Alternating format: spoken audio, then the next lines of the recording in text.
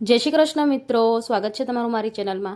આજે આપણે ખૂબ જ ચટપટી બટેકાની ચટણી બનાવશું। તો તમે આ બટેકાની ચટણી પણ કહી શકો, બટેકાનું શાક પણ કહી શકો અને બટેકાનું ભરથું પણ કહી શકો। તો ખૂબ જ ચટપટું અને એવું ટેસ્ટી બનીને રેડી થાય છે। તો ચાલો રેસીપી શરૂ કરીએ।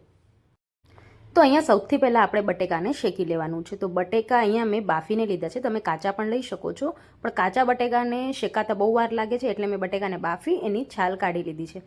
તો 2 મીડિયમ સાઇઝના બટેકા લીધા છે, 1 મોટી સાઇઝનું મેં ટમેટું લીધું છે અને લસણની કળી આપણે લેવાની છે।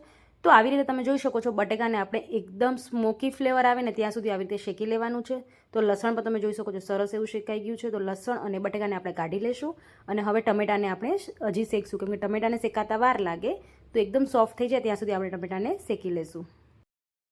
તો અહીંયા તમે જોઈ શકો છો ટમેટું પણ શેકાઈ ગયું છે। હવે આ બધી વસ્તુને આપણે લઈ લેશું।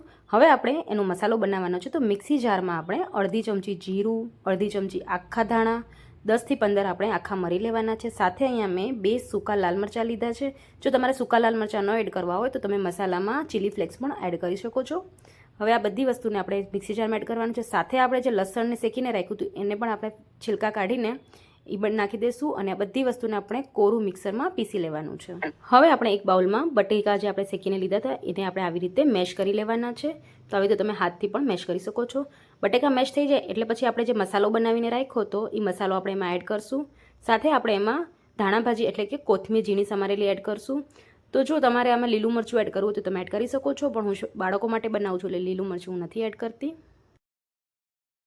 હવે આપણે આ મસાલાને વ્યવસ્થિત બટેકામાં મિક્સ કરી લેવાનું છે। તો આ બટેકાની ચટણી તમે પૂરી, રોટલી કે પરાઠા સાથે બનાવી શકો છો અને 5-10 મિનિટમાં બનીને રેડી થઈ જાય છે। તો ગરમીમાં જો કંઈક નવું બનાવવાની ઈચ્છા થાય ને શાક ખાવાની ઈચ્છા ન થતી હોય તો બસ તમે આવી રીતે બનાવી લ્યો, તો બાળકો હોય કે મોટા બધાને ખૂબ જ ભાવે છે। તો આ મસાલો રેડી થઈ ગયું છે।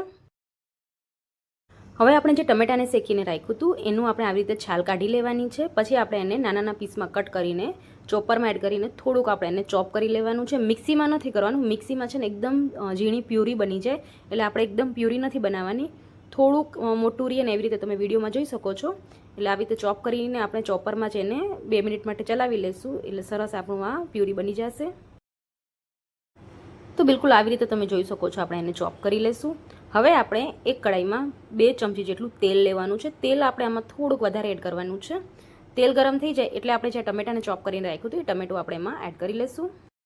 આ ચટણી છે ને તમે 2 દિવસ સુધી ફ્રીજમાં સ્ટોર કરીને પણ રાખી શકો છો, જરાય ખરાબ નથી થતી। તો તમે બસ બનાવીને 2 દિવસ સુધી આને ખાઈ શકો છો। તો અહીંયા હું રાઈ કે જીરાનો વઘાર નથી કરતી, જો તમારે એડ કરવું તો તમે થોડુંક રાઈ કે જીરું એડ કરી શકો છો।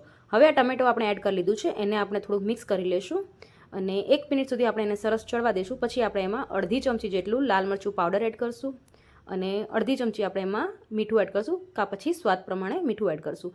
અડધું આપણે લીંબુનો રસ એડ કરશું।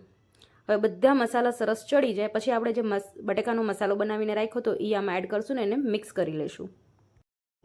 તો અહીંયા તમે જોઈ શકો છો ખૂબ જ ટેસ્ટી અને એકદમ ચટપટું આપણું આ બટેકાની ચટણી કે પછી તમે બટેકાનું શાક પણ કહી શકો છો બનીને રેડી થઈ ગયું છે। અને તમે પૂરી, પરાઠા કે પછી રોટલી સાથે પણ એને સર્વ કરી શકો છો। અને ખાલી દાળ ભાત તમે બનાવતા હોય તો એમાં બી એઝ અ સાઇડ ડિશ તમે આને બનાવી શકો છો। તો તમને મારી આ નવી રેસીપી કેવી લાગી મને કોમેન્ટ કરીને જરૂર જણાવજો। અને હા, મારી ચેનલમાં પહેલી વાર આવ્યા છો તો ચેનલને સબસ્ક્રાઈબ કરી લેજો અને વિડીયો ગમ્યો હોય તો વિડીયોને લાઇક અને શેર કરી લેજો।